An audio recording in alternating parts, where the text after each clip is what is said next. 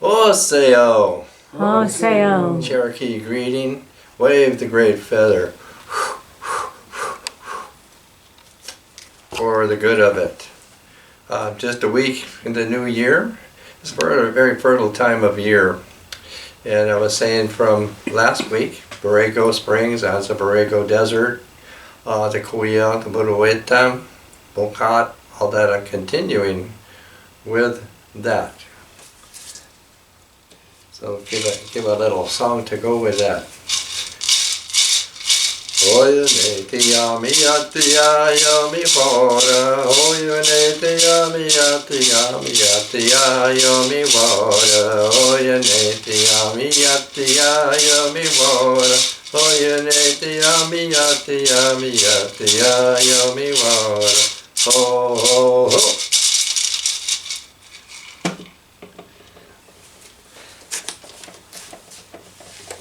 Let me introduce this book briefly.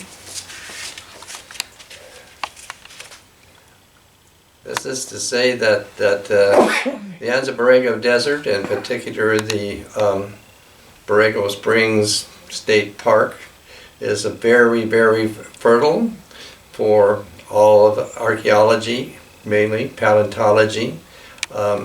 It, in millions of years ago, was a very thriving place with lots and lots of life. There was lots and lots of water and so forth before it turned into a desert. And that there is a nature center there, a visitors center, and anything that one might find out there, like I have, fossils and shells or bones, you can go to that nature center and have it identified or verified. There's kind of a laboratory, I guess I would call it, there. So in this particular theme, the people who live and have lived out there for 8,000 years, according to the archaeology, many of the cultural features do correlate or correspond with what is in this book. You know, so there are animals and creatures and plants and trees, all of which have been variously incorporated into the culture of the Coyote, the Mukat. The Mukat means the first people, like that. They also call themselves the Iswitidim, the wolf people. So that's a way to start with this.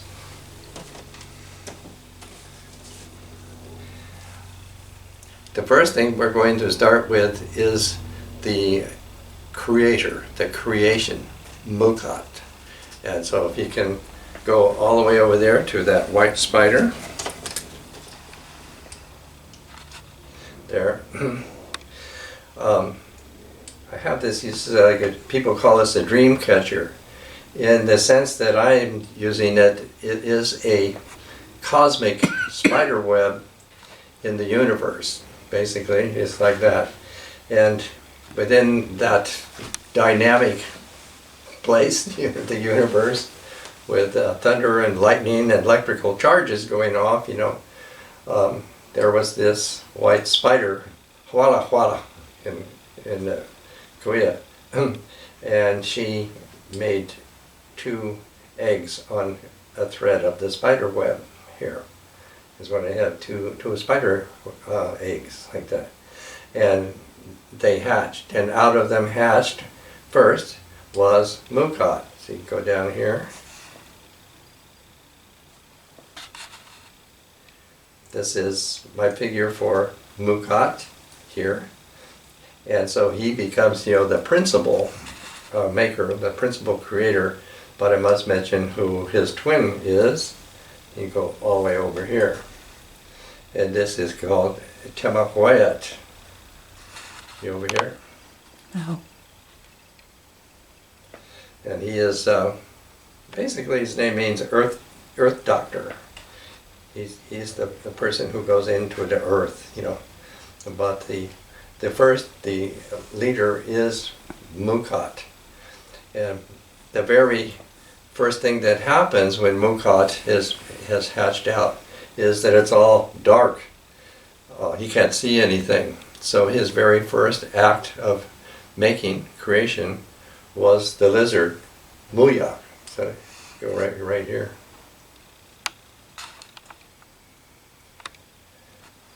So Muyak, the lizard, becomes the very first act that Mukat has made this.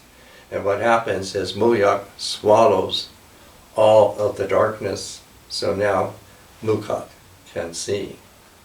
Now a note on this lizard, the lizard, according to the fossil anthropology here, has actually come into being of itself here in this location in the Anza Borrego Desert when the climate changed from a very wet to a more arid. So whatever versions of dinosaurs were around, they disappeared, and Muyak the lizard appeared, and this was figured like 2.5 million years ago. And that lizard that you see today looks exactly the same as the first lizard that appeared.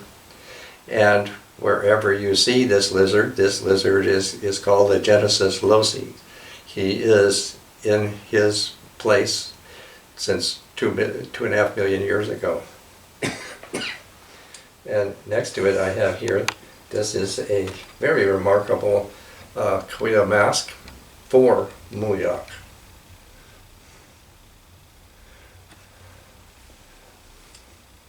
And so then here, down here with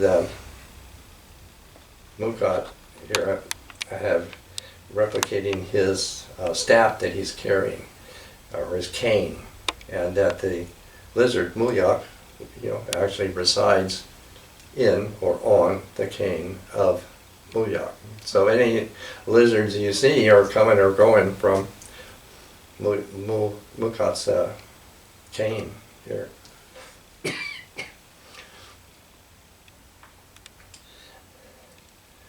And we can go up here and to see this painting I have here, my painting of Mukat.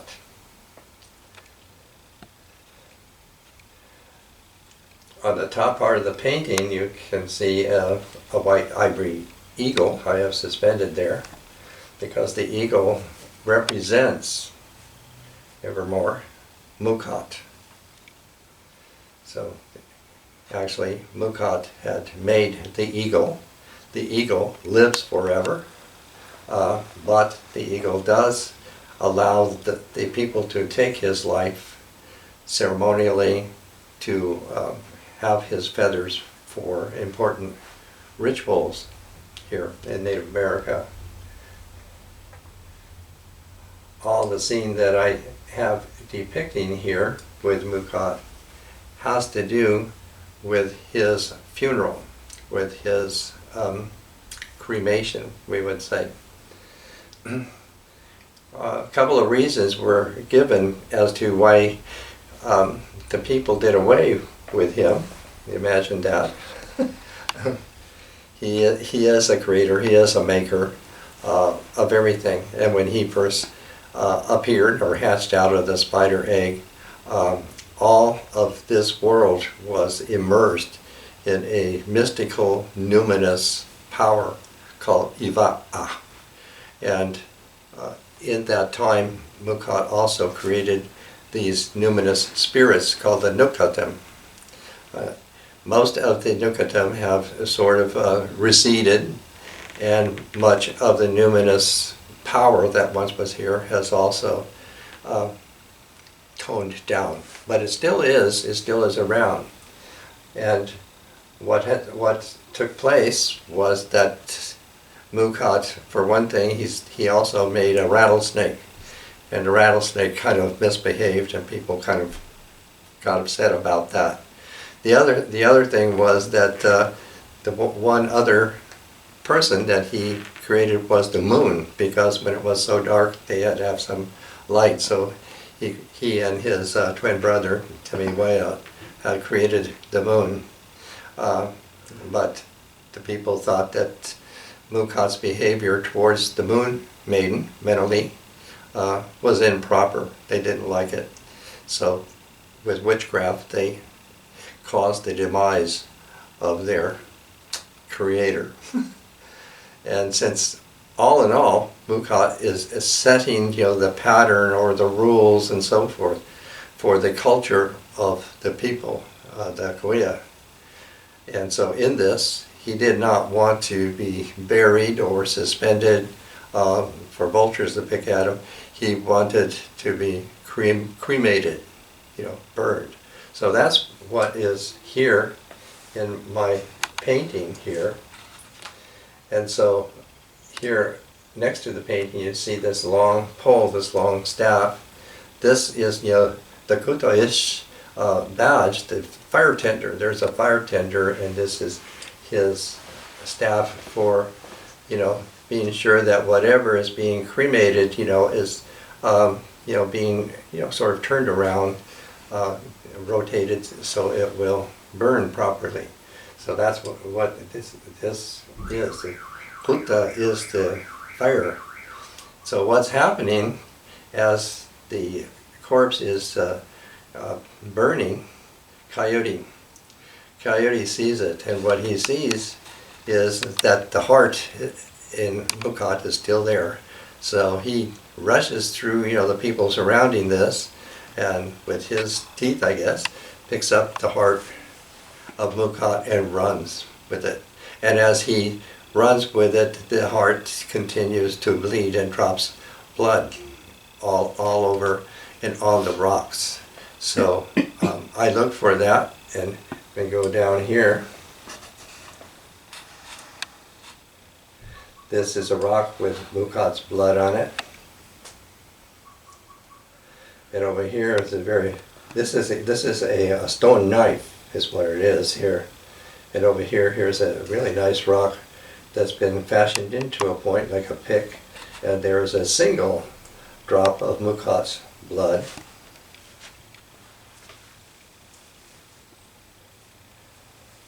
And then up here, I have used the harvest mouse, wachiri, for the heart of Mukat. So I could give it, an image that I thought was conducive to this theme. So this is the heart of Mukat, which Coyote is running away with and dropping blood on the rocks, which we can still find. And down here, this is a little stone carving of a quail. The quail were one of the people that were attending Mukat's funeral, and this is a woman, Korea woman, carved this little bird here.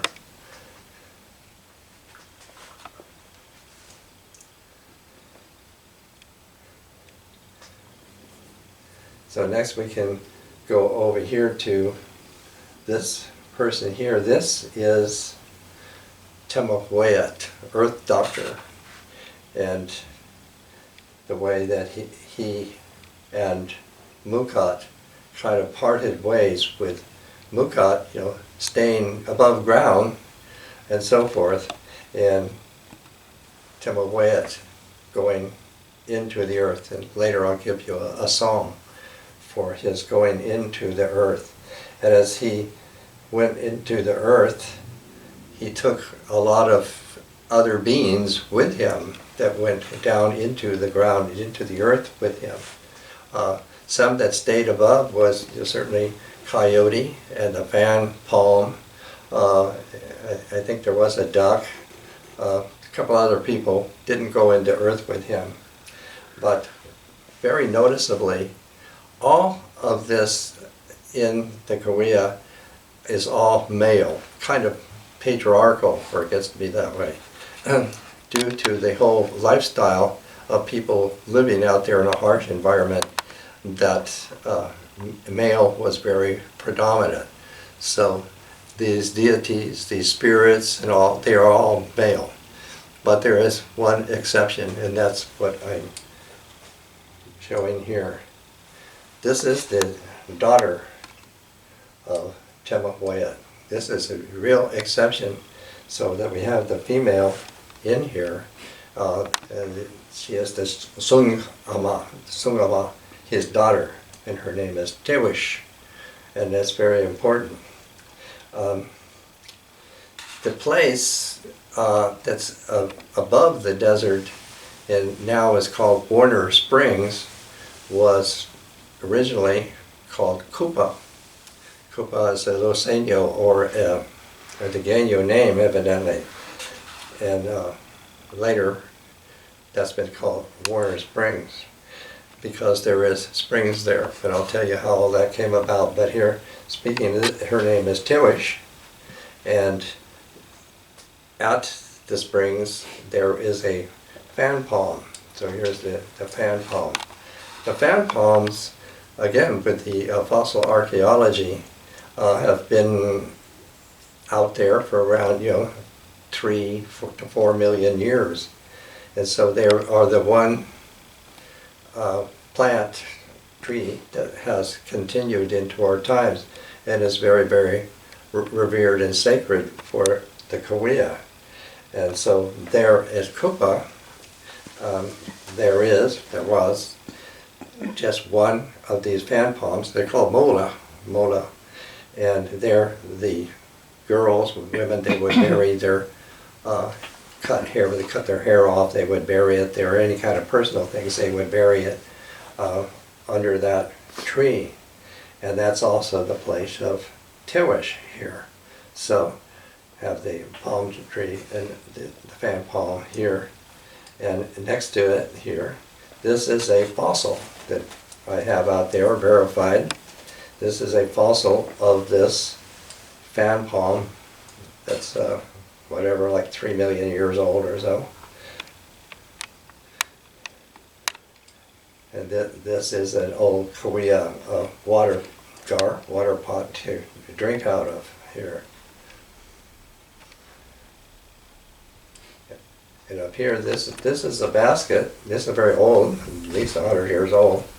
That's got a rattlesnake design in it. The rattlesnake, of course, was one of the beans that was created by Mukat. The main thing I have here for it's made of juncus grass. And every clan, like lineage here of the Kauai, had what we'll call a medicine bundle. And this medicine bundle was like a big mat woven of this grass called juncus grass. And they had every lineage had its own contents, of course, that were very special to the lineage, to the people, and it had a life in it, and that life could be communicated with sort of a do right things or don't do wrong things kind of communication. So that's why I have this. I have this to display the basket made of juncus. Mostly characteristically, the Kauai lived around these groves of fan palms, because the fan palms also produce a fruit, a kind of a nut berry like that, that's very, very prolific, and that these groves of fan palms can be, a few or hundreds of them. They're like Palm Canyon by Palm Springs here. So anyway, the fan palm offered all kinds of things, and a lot of baskets were made by using the leaves of the fan palm for the Kauai. So in this case, this is the juncus grass.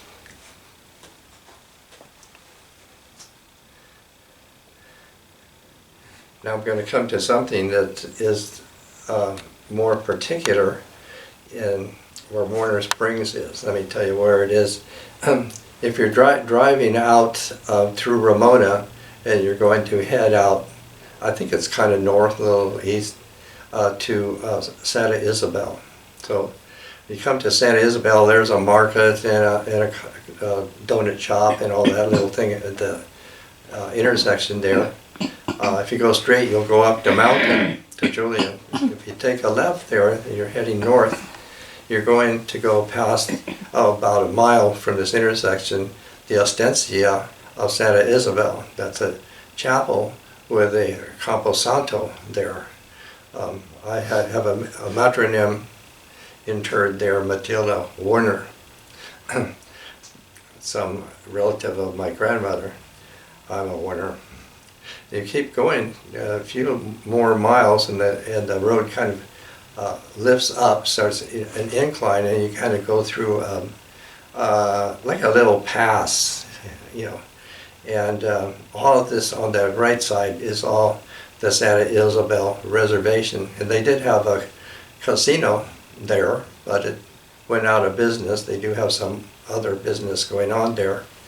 And to the left of this road is also the reservation for Mesa Grande.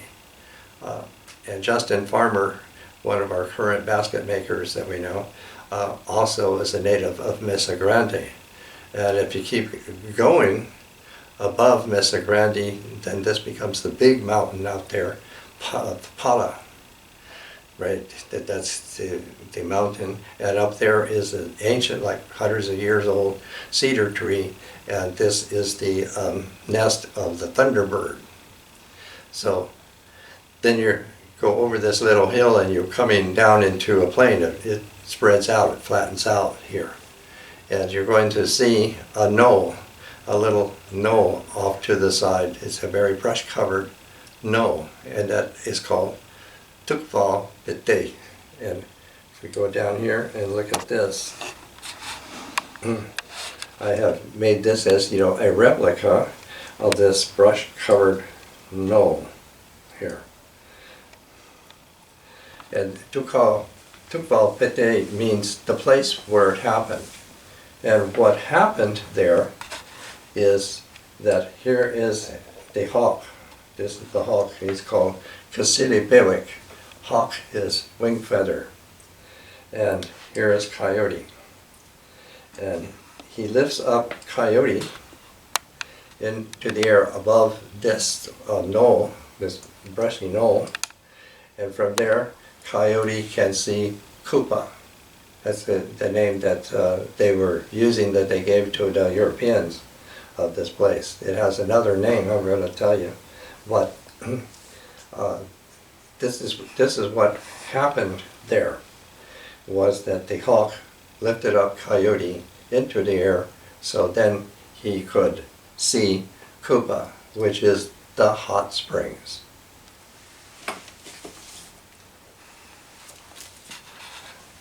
And with the sense that I first opened the chant, Hoyone Tiyamiya Tiya Yomi Wara, here is what the song of this event is. Tewan Tewan Tenpane Bepu Wa Nuk Na Yitawam Lame Sanga Tukwa Pate Tewan Tewan Tenpane Bepu Wa Nuk Na Yitawam.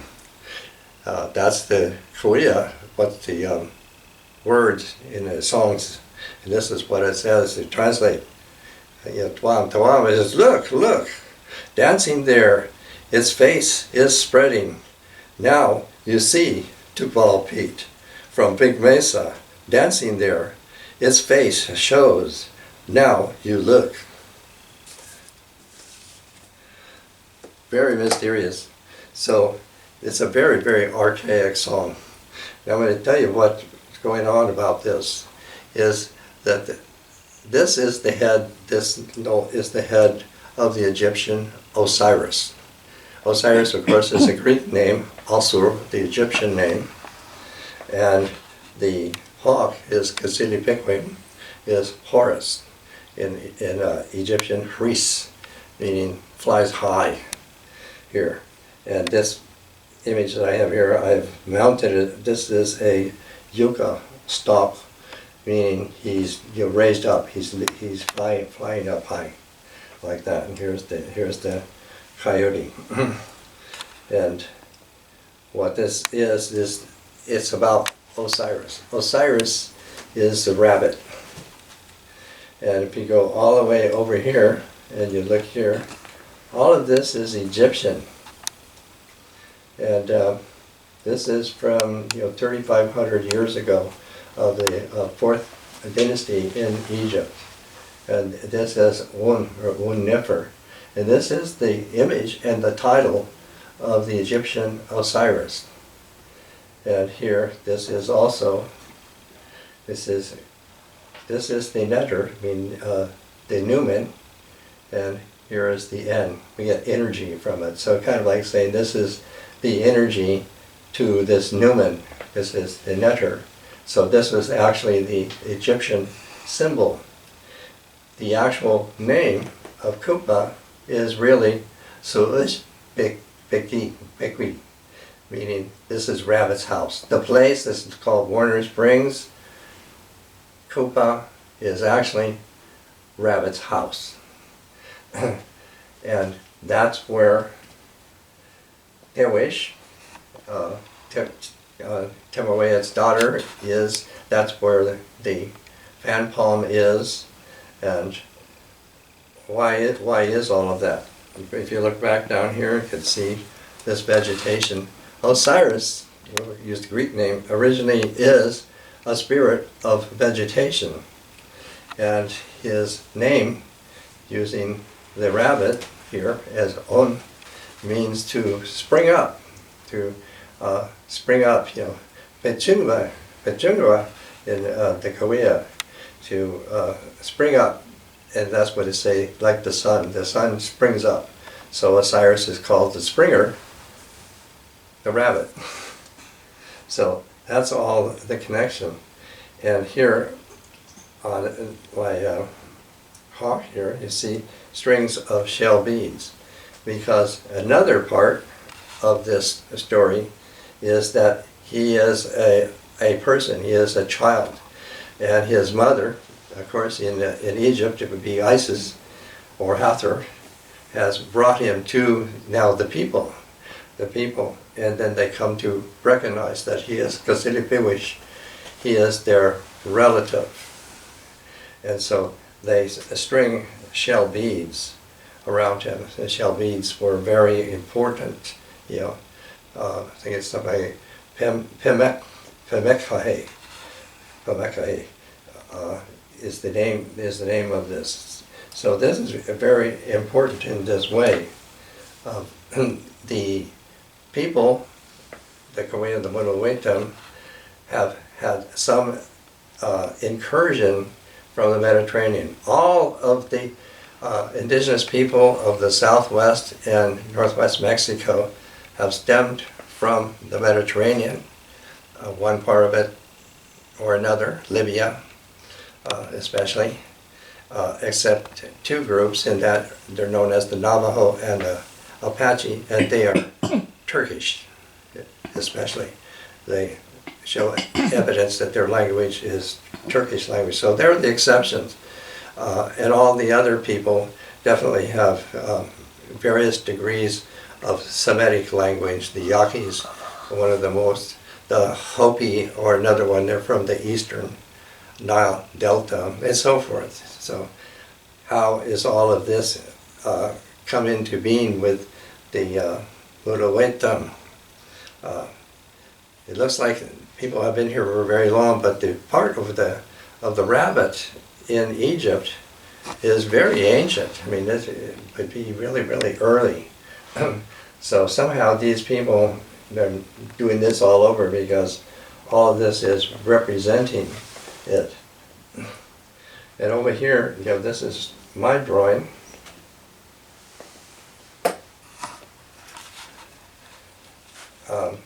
In Korea, this is Coyote, and he's out there in the Borrego Desert. And Mukat made him the first Paha.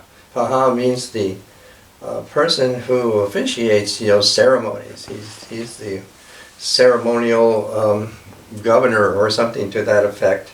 And also he definitely does the directions for the funeral. You know, certainly starting with Mukat's funeral that we're seeing up here. And his mask is like one of these here that Claudia just brought from Borrego Springs. I guess you call it a pawn, a frond, or something like that. Right? And they could go all the way over here. You see a clay pot.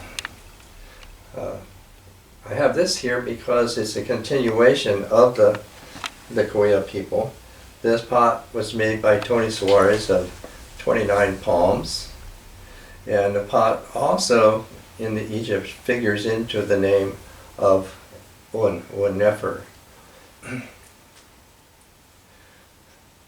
In Korea, the same name, Un, would mean to teach, to show.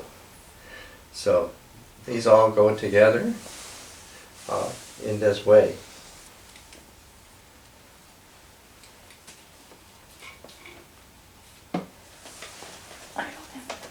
Oh.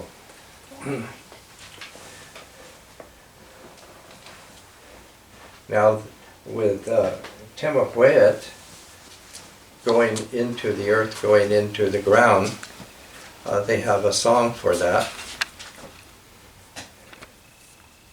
I think I've got everything covered in all this array here.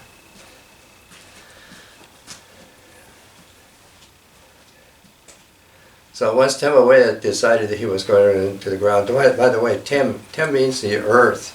In Egypt, Temu means perfect or to be complete. And a location here north of San Diego's Temecula would look like this is the place of Tem. And he is the earth maker, the earth doctor. And his song is something like this. It means he rolled, and he dug, and he rolled, and he dug, and just making the hills like that. And then his feet went in, and he started chanting, Quilly, Dominica, Minka, Nika, Quilly, go into the ground. And he wiggled, and he squirmed, and his feet went into the ground. And again he said, Quilly, Dominica, Minka, Nika, go into the ground. And he went in, and his legs went in up to his hips. And again he wiggled, and squirmed, and chanted, Quilly, Dominica, Minka, Nika, go into the ground. And in he went, and the ground's coming on top of him. But still he said, Quilly, Dominica, Minka, Nika, go into the ground. And now the ground is covering him up all the way up to his head. But still he said, Quilly, Dominica, Minka, Nika, go into the ground. And then he went all the way in, and only on top, you see the grass, that's his hair. Well, this wasn't a casual event. It was a very big event, and made a lot of upheaval on the earth, and winds and stuff like that, and even the sky was falling down on the earth, and Mukat had to, with his cane, push the sky back up so everything could settle down.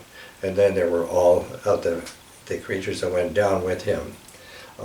This figure here is 1,000 years old, and his eyes, it's like a mole. He has the mole eyes, because the mole, to see the mole literally swims through the ground, through the dirt, and he has special eyes for that. So you see, Temuquet has those special eyes, for that.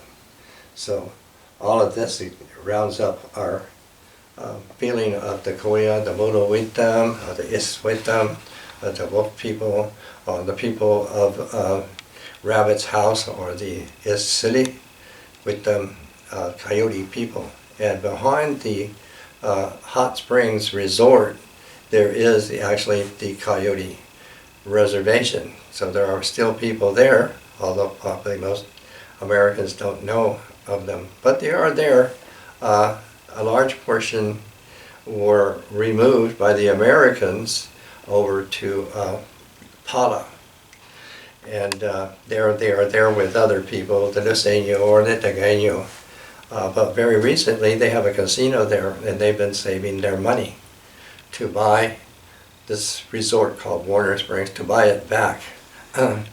There is a large stone, I would say big stone, full of, looks like hundreds of mortars, as they call it, this, the clothes of that rock. is all of these holes. So those people want to get their property back, and they're willing to buy it back. But that resort is a kind of club, and it was just about to go through when some members reportedly of that club stopped the sale. So now it's just stagnant. It's just in limbo until something else changes. But the people way over in Paula said, we waited a long time, we can still keep waiting. Eventually we will get our property back. So that's all a good note. So with that, we can say, Happy New Year. So, yes. Thank you.